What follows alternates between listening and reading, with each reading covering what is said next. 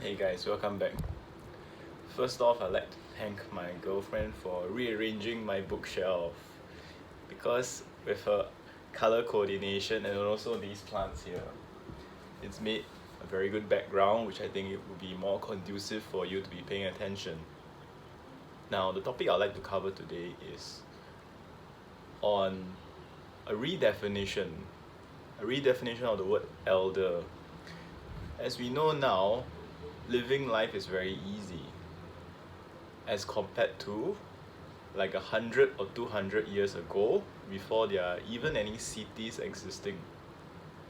Like just 100 years ago, this country in Asia, Singapore, is a place where there are only villages with grass roofs, with muddy roads or no roads at all, just mud paths, and air conditioning, plumbing and electricity do not exist. So back in the day, for a person to live longer than the age of 20 is something much of a miracle. And for someone who reached 30, it's a very big deal because it shows the level of skill that the person has to maintain themselves or the availability of resources. And being in a big family, that is either the village chief or any other opportunity which most people would not have. Now, in this day and age, we do have all of the welfare, engineering, water, transportation, air conditioning. So life expectancy is a lot higher and risk of injury and disease is a lot less. Going back, let's take a detour back into the olden days. In the past, people in villages who were elders are deeply respected. Do you see the same thing now about the modern day elder? If you've ever had the opportunity to go to a village and meet a village chief, oftentimes the village chief is the most old and the most wise, even though sometimes the things they do can be a bit shady.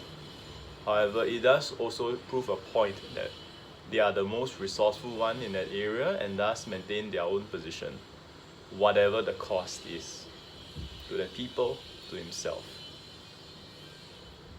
So the image I would like you to have instead for an elder is somebody who is very skilled, not only in the life process of taking care of himself and family, but also in terms of being somebody that is looked up for in the community. Compared to an older person now, which we call as elder, I don't think these two are synonymous.